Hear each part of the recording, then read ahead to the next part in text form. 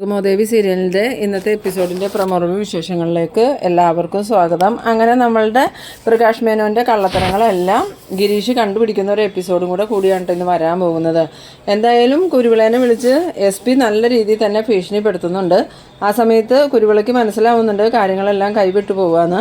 അങ്ങനെ കുരുവിള വീട്ടിൽ വന്നിട്ട് കെവിനോട് പറയുന്നുണ്ട്, കാര്യങ്ങളെല്ലാം നമ്മളുടെ കൈവിട്ട് പോയിക്കൊണ്ടിരിക്കുക, ഇനി നമുക്കൊന്നും ചെയ്യാൻ പറ്റില്ല, മിക്കവാറും എനിക്ക് സസ്പെൻഷനോ അല്ലെങ്കിൽ ട്രാൻസ്ഫറോ കിട്ടുമെന്ന്. അന്നേരം കെവിൻ പറയുന്നുണ്ട്, സാറിന് ട്രാൻസ്ഫർ കിട്ടിക്കഴിഞ്ഞാൽ വേറെ ഉദ്യോഗസ്ഥർ വരൂലേ അന്വേഷണത്തിന് നോക്കുമ്പോൾ, അങ്ങനെ വന്നു കഴിഞ്ഞാൽ നമ്മളുടെ എല്ലാ കള്ളത്തരങ്ങളും പൊളിയും.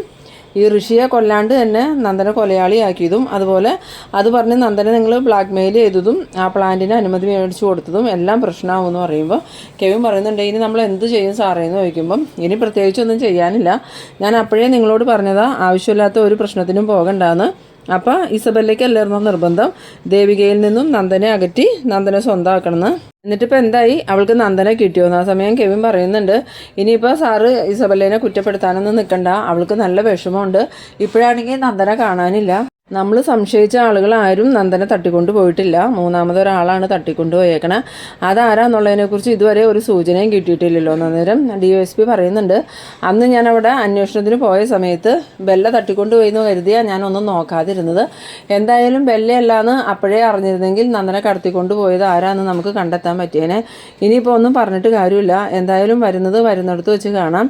ഇനി അത് മാത്രമല്ല, അരുന്ധതി ആണെങ്കിൽ നന്ദനെ കൊടുക്കണമെന്നും പറഞ്ഞല്ലേ നടക്കണേ, നന്ദനെ നമ്മൾ എവിടെ നിന്ന് കൊടുക്കാനാണ്. അന്നേരം കെവിൻ പറയുന്നുണ്ട്, അതാ എനിക്ക് മനസ്സിലാവാത്ത, അവരെ ആദ്യമൊക്കെ ഋഷിയെ കണ്ടിട്ടുണ്ടെന്നും പറഞ്ഞാൽ നടന്നുകൊണ്ടിരുന്നത്, ഇപ്പോൾ അവർക്ക് ഋഷിയുടെ കേസ് വിഷയമേ അല്ല, അവർ പറയണത് ഋഷിയുടെ കേസ് നിങ്ങൾ വിട്ടേരെ, എനിക്ക് നന്ദനെ കിട്ടിയാൽ മതി എന്നാണ് പറയണേ, അതെന്തുകൊണ്ടായിരിക്കും സാറെന്ന് ചോദിക്കുമ്പം എനിക്കൊന്നും മനസ്സിലാവണില്ല കെവിൻ, എന്തായാലും നിങ്ങളല്ലേ എല്ലാ പ്ലാനും ഒരുക്കിയത്, അവളെന്ത് ചെയ്യുക ബെല്ല എന്ത് ചെയ്യുന്നു ചോദിക്കുമ്പം കെവിൻ പറയുന്നുണ്ട് ബെല്ല അകത്തുണ്ടെന്ന്.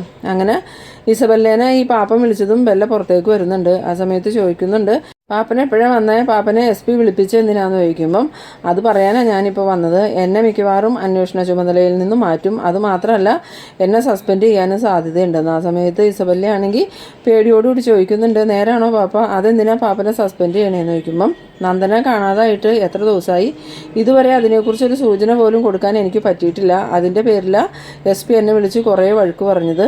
എന്തായാലും മിനിസ്റ്ററുടെ ഇടപെടലുണ്ട്, അതുപോലെ തന്നെ ദേവിക എല്ലാ സ്ഥലത്തും നല്ല രീതിയിൽ തന്നെ സമ്മർദ്ദം ചെലുത്തുന്നുണ്ട്. അന്നേരം ഈ ഇസബല്ല പറയുന്നുണ്ട്, അവൾക്ക് വേറെ പണിയൊന്നുമില്ല എന്ന് ചോദിച്ചതും ഈ DYSP പറയുന്നുണ്ട്, നീ എന്താ ബെല്ല അങ്ങനെ പറയണേ, കാണാതായത് MLAയുടെ ഭർത്താവിനെയല്ലേ, അപ്പോൾ ഭർത്താവിനെ കണ്ടുപിടിക്കേണ്ട ഉത്തരവാദിത്വം MLAയ്ക്കില്ലേ, അവർ അവരുടെ കഴിവിൻ്റെ പരമാവധി ശ്രമിക്കുമെന്ന്. അന്നേരം ബെല്ല പറയുന്നുണ്ട്, എന്നിട്ട് നന്ദനെക്കുറിച്ച് ഇതുവരെ എന്തെങ്കിലും വിവരം കിട്ടിയോ എന്ന് ചോദിച്ചതും ഈ കുരുവിള പറയുന്നുണ്ട്, ഇതുവരെ ഒരു വിവരമില്ല, നന്ദന എവിടെയാണെന്ന് ആർക്കും അറിയില്ല, ഇനിയിപ്പോൾ നന്ദനെ തട്ടിക്കൊണ്ട് പോയത് വേറെ ആരെങ്കിലും ആവാനാ സാധ്യത, അരുന്ധതിക്ക് അറിയില്ല, നിങ്ങൾക്കും അറിയില്ല, ഞാൻ വിചാരിച്ചിരുന്നത് ചന്ദ്രോത്തുകാർ തന്നെ എവിടെയെങ്കിലും മാറ്റി നിർത്തിയതാണ്, പക്ഷേ ദേവികയുടെ ഇപ്പോഴത്തെ ഇത് കാണുമ്പം ചന്ദ്രോത്തുകാർ അങ്ങനെ ചെയ്തിട്ടില്ല എന്ന് മനസ്സിലാവുമെന്ന്. ആ സമയം ഇസബല്ല പറയുന്നുണ്ട്, എന്തായാലും ദേവികയും ദേവികയുടെ അനുജത്തി ഇല്ലേ ശാരിക, അവർ രണ്ടുപേരും ചേർന്ന് ഇവിടെ വന്നൊരു ഷോയൊക്കെ നടത്തിയിട്ടാണ് പോയത്. അന്നേരം ഈ കുരുവിള ചോദിക്കുന്നുണ്ട്, എന്ത് ഷോയാന്ന് ചോദിച്ചതും അവർ സത്യങ്ങളെല്ലാം മനസ്സിലാക്കിയെന്ന് ഞങ്ങൾക്കൊരു സംശയമുണ്ട്, അവരുടെ സംസാരത്തിൽ നിന്ന് ഞങ്ങൾക്ക് അങ്ങനെയൊക്കെ മനസ്സിലായെന്ന് പറയണം. ആ സമയത്ത് ഈ കുരുവിള പറയുന്നുണ്ട്, അങ്ങനെയാണെങ്കിൽ സംഗതി ജോറായിട്ടുണ്ട്, ഇനിയിപ്പോൾ അധികം വൈകാതെ തന്നെ എല്ലാവർക്കും ജയിലിൽ പോയി കിടക്കാമെന്ന് പറഞ്ഞതും ഈ കെവിൻ പറയുന്നുണ്ട്, അതല്ല സാറേ പ്രശ്നം, ഇനിയിപ്പോൾ ആ ഋഷി മരിച്ചിട്ടില്ല എന്നുള്ള സത്യവും അവർ മനസ്സിലാക്കിയിട്ടുണ്ടോ എന്ന് സംശയമുണ്ട്, പിന്നെ സാറിന് ഇതിലുള്ള പങ്കും അവർക്ക് മനസ്സിലായിട്ടുണ്ടെന്നാണ് തോന്നണേന്ന് പറഞ്ഞതും ഈ കുരുവിളയാണെങ്കിൽ ആകെ ഷോക്കായി പോകുന്നുണ്ട്. എന്നിട്ട് കുരുവിള പറയുന്നുണ്ട്, ഇപ്പം നിനക്ക് മതിയായില്ലേ ബെല്ല, ഞാൻ അപ്പോഴേ പറഞ്ഞതാണ് നിന്നോട് ആവശ്യമില്ലാത്തവരൊന്നും പോകണ്ടാന്ന്, അപ്പോൾ നിനക്ക് നന്ദനെ കിട്ടണമെന്നും പറഞ്ഞല്ലേ നീ ഈ അഭ്യാസമൊക്കെ നടത്തിയത്, എന്നിട്ടിപ്പോൾ എന്തായി, നന്ദൻ എവിടെയാണ്, നന്ദനെക്കുറിച്ച് ഒരു വിവരം പോലുമില്ല, അതുപോലെ തന്നെ ഋഷിയെ കാണാനില്ല. അന്നേരം ഇസബല്ല പറയുന്നുണ്ട്, ഇനിയിപ്പോൾ ഋഷിയെ നന്ദനെയും ഒരാൾ തന്നെ കടത്തിക്കൊണ്ട് പോയേക്കണേന്നാണ് എനിക്ക് തോന്നണേ, അല്ലെങ്കിൽ പിന്നെ നന്ദനെക്കുറിച്ചോ ഋഷിയെക്കുറിച്ചോ എന്തെങ്കിലും ഒരു വിവരം കിട്ടൂലേ എന്ന് ചോദിക്കുമ്പോൾ ആദ്യം മുതലേ ഈ കേസ് വേണ്ട രീതിയിൽ അന്വേഷിച്ചിരുന്നെങ്കിൽ നന്ദനെക്കുറിച്ച് എന്തെങ്കിലും വിവരം കിട്ടിയേനെ, ഇനിയിപ്പോൾ അതിനെക്കുറിച്ച് പറഞ്ഞിട്ട് എന്താ പാപ്പ കാര്യം, ഇനി നമുക്ക് എന്ത് ചെയ്യാൻ പറ്റുമെന്നാണ് നമ്മൾ ആലോചിക്കേണ്ടതെന്ന്. പിന്നീട് കാണിക്കുന്നത് നമ്മളുടെ പ്രകാശ് പോയി കഴിഞ്ഞതും ഈ ഗിരീഷിനാണെങ്കിൽ ഫോണെടുത്ത് ദേവികയ്ക്ക് വിളിക്കുന്നുണ്ട്. ദേവിക ഫോണെടുത്തതും എന്താ ഗിരീഷ് ഏട്ടാന്ന് ചോദിക്കുമ്പം എനിക്ക് ദേവികയോട് കുറച്ച് കാര്യങ്ങൾ സംസാരിക്കാനുണ്ട്, അടുത്ത ആരെങ്കിലും ഉണ്ടോ എന്ന് ചോദിക്കുമ്പം ഇല്ല ഗിരീഷ് ഏട്ടൻ പറഞ്ഞു എന്ന് പറയുന്നു. അങ്ങനെ ഗിരീഷ് പറയുന്നുണ്ട്, ഈ പ്രകാശ് ഇന്നിവിടെ വന്നിട്ടുണ്ടായിരുന്നു, ആര് പ്രകാശ് മേനോനോ എന്ന് ചോദിക്കുമ്പോൾ അതെ, എന്തിനാ വന്നതെന്ന് ചോദിച്ചതും അയാൾ വേറൊന്നിനുമല്ല കുറച്ച് ഗിഫ്റ്റൊക്കെ ആയിട്ടാണ് വന്നത്. പിന്നീട് അവൻ മെയിനായിട്ട് പറഞ്ഞത് നന്ദനെക്കുറിച്ച് എന്തെങ്കിലും വിവരം കിട്ടിയോ എന്ന് ചോദിച്ചു. അതുമാത്രമല്ല, നന്ദനെ കടത്തിക്കൊണ്ട് പോയത് അരുന്ധതിയാണെന്നും നമ്മളെല്ലാവരും ചേർന്ന് അവിടെ ചെന്ന് പ്രശ്നം ഉണ്ടാക്കിയ അരുന്ധതി നന്ദനെ വിട്ടു തരുമെന്നാണ് പറഞ്ഞത്. അവൻ ഇതൊക്കെ പറയണതിൻ്റെ പിന്നിൽ എന്തെങ്കിലും അജണ്ട ഉണ്ടോയെന്ന് എനിക്ക് അറിയില്ല എന്ന് പറഞ്ഞതും ദേവിക പറയുന്നുണ്ട്, അയാളെ അങ്ങനെ കണ്ണടച്ച് വിശ്വസിക്കുകയൊന്നും വേണ്ട ഗിരീഷേട്ടാ. ഇല്ല ദേവിക, ഞാൻ അവനെ വിശ്വസിച്ചിട്ടൊന്നുമില്ല. പക്ഷേ ഇവിടെ രജനിക്കും അമ്മയ്ക്കൊക്കെ ഇപ്പം അവനെ ഭയങ്കര വിശ്വാസമായി. അവർക്ക് മാത്രമല്ല, ചന്ദ്രോത്ത് പ്രഭാവതി മേഡവും അവൻ പറയണതെല്ലാം വിശ്വസിക്കുന്നുണ്ടെന്ന് അന്നേരം ദേവിക പറയുന്നുണ്ട്, അത് ഗിരീഷേട്ടൻ പറഞ്ഞത് നേരാ. ഇപ്പം പ്രകാശ് മേനോൻ പറഞ്ഞെന്നും പറഞ്ഞ് മീരയെ കൊന്നത് അരുന്ധതിയാണെന്നും പറഞ്ഞ അമ്മ നടക്കണേ.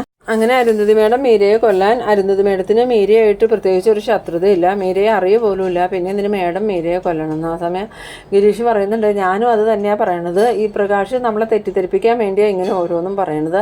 നമ്മളിതും പറഞ്ഞ് അരുന്ധതിയായിട്ട് വഴക്കുണ്ടാക്കണം, അതിൻ്റെ പിന്നിൽ അവൻ എന്തൊക്കെയോ ലക്ഷ്യം കാണുന്നുണ്ടെന്ന് പറഞ്ഞതും ദേവിക പറയുന്നുണ്ട്, എന്തായാലും അയാൾ വന്നിട്ട് പോയോ എന്ന് ചോദിക്കുമ്പം ഇപ്പം അങ്ങോട്ട് പോയുള്ളൂ.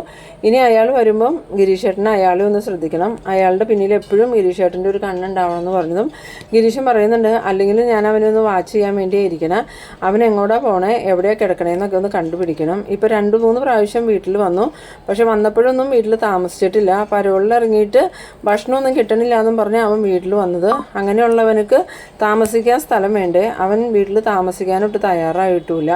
ഇനി ഇവനക്ക് വേറെ എവിടെയെങ്കിലും താവളം ഉണ്ടോ എന്ന് നമ്മൾ കണ്ടെത്തണം. അന്നേരം ദേവിക പറയുന്നുണ്ട്, ഇനി അതിനെക്കുറിച്ച് അന്വേഷിക്കാൻ താമസിക്കുകയൊന്നും വേണ്ട ഗിരീഷേട്ട, എത്രയും പെട്ടെന്ന് ഈ പ്രകാശ് മേനോൻ എവിടെയാണ് താമസിക്കണേന്നും ഭക്ഷണം കഴിക്കണേന്നും പരോള് കിട്ടിയേക്കണത് എത്ര ദിവസത്തേക്കാണെന്നും എന്ന് മുതലാണ് പരോള് കിട്ടിയെന്നൊക്കെ ഗിരീഷേട്ടനൊന്ന് അന്വേഷിക്കണമെന്ന്. ആ സമയം ഗിരീഷ് പറയുന്നുണ്ട്, ഞാനതെല്ലാം അന്വേഷിച്ചിട്ട് കിട്ടണ വിവരം എന്താണെന്ന് വെച്ചാൽ ദേവികയെ വിളിച്ച് പറയാമെന്ന്.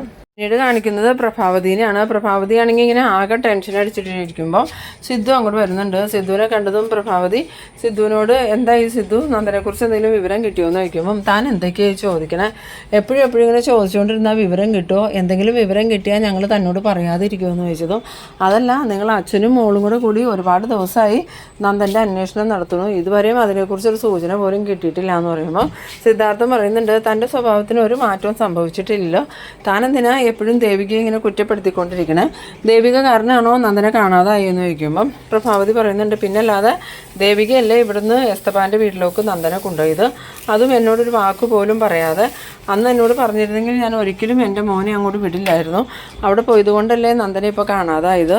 ആ സമയത്ത് സിദ്ധാർത്ഥം പറയുന്നുണ്ട്, ദേവിക കാരണം കാണാതെ ആയെങ്കിൽ ദേവിക തന്നെ നന്ദനെ കണ്ടെത്തി കൊണ്ടുവരികയും ചെയ്യും, താൻ അതോർത്ത് ടെൻഷനാവുമൊന്നും വേണ്ടാന്ന് പറയുമ്പോൾ സിദ്ധു എന്തൊക്കെയായി പറയണേ, ഞാൻ നന്ദൻ്റെ അമ്മയല്ലേ, എനിക്ക് ടെൻഷൻ ഉണ്ടാവില്ലേ എന്ന് ചോദിച്ചതും തനിക്ക് മാത്രമല്ല നന്ദൻ്റെ അച്ഛനായ എനിക്കും ഭാര്യയായ ദേവികയ്ക്കും ഇതേ ടെൻഷൻ തന്നെയുണ്ട്, പിന്നെ ഞങ്ങൾ തന്നെ കൂട്ട് മറ്റുള്ളവരെ വഴക്ക് പറയാനും അപമാനിക്കാനും നടക്കണില്ല എന്നുള്ളൂ. അത് കേട്ടതും ഈ പ്രഭാവതിക്കാണെങ്കിൽ നല്ല അടി കൊണ്ടതുപോലെ ആവുന്നുണ്ട്. പിന്നീട് കാണിക്കുന്നത് നമ്മളുടെ ദേവികേനെയും ശാരികേനെയാണ്. ദേവികയാണെങ്കിൽ ഈ ഗിരീഷ് വിളിച്ചിട്ട് പറഞ്ഞ കാര്യങ്ങളെല്ലാം ശാരികയോട് പറയുന്നുണ്ട്. ആ സമയം ശാരിക പറയുന്നുണ്ട്, ഗിരീഷേട്ടൻ പറഞ്ഞത് നേരായിരിക്കും, ആ പ്രകാശ് മേനോൻ പെട്ടെന്നൊരു സുപ്രഭാതത്തിൽ ഗിരീഷേട്ടൻ്റെ വീട്ടിൽ വന്നിട്ട് മീരയെ കൊന്നത് ഞാനല്ല എന്ന് പറയണമെങ്കിൽ അതിനെന്തെങ്കിലും കാരണം ഉണ്ടാവും. അന്നേരം ദേവിക പറയുന്നുണ്ട്, ഇനിയിപ്പോൾ പ്രകാശ് പറയണ പോലെ അരുന്ധതി മേഡം ആയിരിക്കുമോ മീരയെ കൊന്നതെന്ന് ചോദിക്കുമ്പോൾ ശാരിക ദേഷ്യപ്പെടുന്നുണ്ട്, ചേച്ചി എന്തൊക്കെയാണ് പറയണേ, അരുന്ധതി മേഡം എന്തിനാ മീരയെ കൊല്ലണേന്ന് ചോദിക്കുമ്പം, അല്ല, അരുന്ധതി മേഡത്തിന് അമ്മയായിട്ട് ശത്രുതയുണ്ടല്ലോ, അപ്പോൾ അമ്മയെ കൊല്ലാൻ വന്ന ആളുകൾ ആൾ മാറി മീരയെ കൊന്നതാണെന്നാണ് പറഞ്ഞതെന്ന് പറയുമ്പം, അങ്ങനെ ആൾ മാറിപ്പോവാൻ എന്താ, ഇത് കൊച്ചു കുട്ടികളാണോ, പ്രഭ്യാൻ്റീനെയും മീരേനെയും കണ്ട ആളുകൾക്ക് മനസ്സിലാവൂലേന്ന്. എന്തായാലും ആ പ്രകാശ് മേനോൻ്റെ വരവ് അത്ര നല്ലതാണെന്നൊന്നും എനിക്ക് തോന്നണില്ല. അയാൾ മനഃപൂർവ്വം പ്രഭ്യാൻ്റീനെയും അരുന്ധതി മേഡത്തിനെയും തമ്മിൽ തല്ലിക്കാൻ വേണ്ടിയിട്ട് ഓരോരോ നുണകൾ പറയണത്, അല്ലാതെ അയാൾ പറയണത് ചേച്ചി വിശ്വസിക്കുകയൊന്നും വേണ്ടാന്ന്. പിന്നീട് കാണിക്കുന്നത് നമ്മളുടെ ഗിരീഷിനാണെങ്കിൽ ഇങ്ങനെ എന്തൊക്കെയോ ആലോചിച്ചിരുന്നിട്ട് വേഗം തന്നെ ബൈക്ക് കൊടുത്ത് പുറത്തേക്ക് പോകുന്നുണ്ട്. ആ സമയം രജനി ഓടി വന്നിട്ട് ചോദിക്കുന്നുണ്ട്, ഗിരി ഇത് എവിടെ പോവാന്ന് ചോദിക്കുമ്പം, ഞാനിപ്പോൾ വരാം, നീ അകത്തേക്ക് കയറി പോയിക്കോന്നും പറഞ്ഞുകൊണ്ട് ഗിരീഷൻ നേരെ പോകുന്നുണ്ട്. ഗിരീഷൻ പോണത് വേറൊന്നുമല്ല, ഈ പ്രകാശ് മേനോൻ പോയത് എങ്ങനെയാണെന്ന് അറിയാൻ വേണ്ടിയിട്ട് ഈ പ്രകാശ് മേനോനെ ഫോളോ ചെയ്താണ് ഈ ഗിരീഷൻ പോകുന്നത്. അങ്ങനെ കുറച്ച് ചെന്നതും പ്രകാശ് മേനോൻ നടന്നു പോണ കാണുന്നുണ്ട്.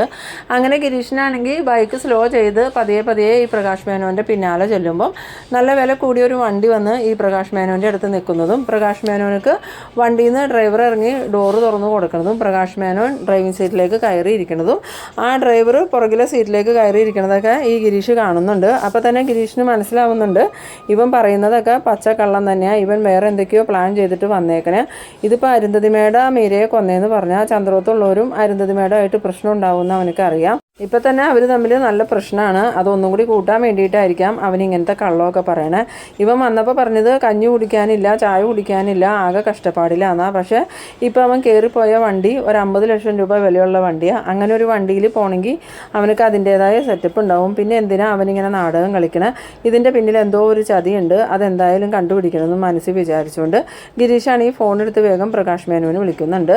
ഇതേ സമയം പ്രകാശ് മേനോനാണ് ഈ കാർ ഓടിച്ചുകൊണ്ടിരിക്കുമ്പോഴാണ് ഈ ഫോൺ ബെല്ലടിക്കണേ. ഫോൺ എടുത്ത് നോക്കിയതും ഗിരീഷാന്ന് കണ്ടിട്ട് ഗിരിയേട്ടനാണല്ലോ വിളിക്കണേന്ന് പറഞ്ഞ് വേഗം തന്നെ കാർ ഒതുക്കി നിർത്തിയിട്ട് കോൾ എടുക്കുന്നുണ്ട്. കോൾ എടുത്തതും ഗിരീഷ് ചോദിക്കുന്നുണ്ട്, പ്രകാശ് നീ ഇപ്പോൾ നീ എവിടെയാണ് താമസിക്കണേന്ന് ചോദിക്കുമ്പം അങ്ങനെ ഒരു പ്രത്യേക താമസ സ്ഥലമൊന്നുമില്ല ഗിരിയേട്ടാ, ഞാൻ എവിടെയെങ്കിലും താമസിക്കും. ഇപ്പം നീ എവിടെയാണെന്ന് ചോദിക്കുമ്പോൾ ഞാനിങ്ങനെ ഇതിൽ നടന്നു പോയിക്കൊണ്ടിരിക്കുക, ഏതെങ്കിലും ലോഡ്ജോ ഹോട്ടലോ എന്തെങ്കിലും കാണുകയാണെങ്കിൽ അവിടെ കയറി കുറച്ച് ഭക്ഷണമൊക്കെ കഴിക്കാമെന്ന് വിചാരിച്ച് നടന്നു പോയിക്കൊണ്ടിരിക്കുകയാണ്. ആ സമയത്ത് തന്നെ ഗിരീഷിന് മനസ്സിലാവുന്നുണ്ട് ഇവൻ പറയുന്നതെല്ലാം സത്യമാണ്. എവിടെയാണെന്ന് വിചാരിച്ചാൽ നീ അവിടെ നിൽക്കുക, ഞാനിപ്പോൾ വരാം, നിന്നെ കൂട്ടിക്കൊണ്ട് ഞാൻ വീട്ടിലോട്ട് വരാമെന്ന് പറയുമ്പം പ്രകാശ് മേനോൻ പറയുന്നുണ്ട്, വേണ്ട ഗിരീഷേട്ടാ, അതൊക്കെ ഗിരിയേട്ടന് ബുദ്ധിമുട്ടാവൂലേ, ഗിരിയേട്ടൻ പോയിക്കോ, എന്തായാലും ഞാൻ 2 ദിവസം കഴിഞ്ഞാൽ വീട്ടിലോട്ട് ഒന്നും കൂടി വരുന്നുണ്ടെന്ന്. അന്നേരം ഗിരീഷ് പറയുന്നുണ്ട്, എന്നാൽ ശരിടാ ഞാൻ ഫോൺ വയ്ക്കുമെന്നും പറഞ്ഞ് ഗിരീഷ് ഫോൺ വെച്ചിട്ട് ഇങ്ങനെ ആലോചിക്കുന്നുണ്ട്. ഈ പ്രകാശ് മേനോൻ എന്തൊക്കെയോ കള്ളത്തരങ്ങൾ ഒപ്പിക്കുന്നുണ്ട്.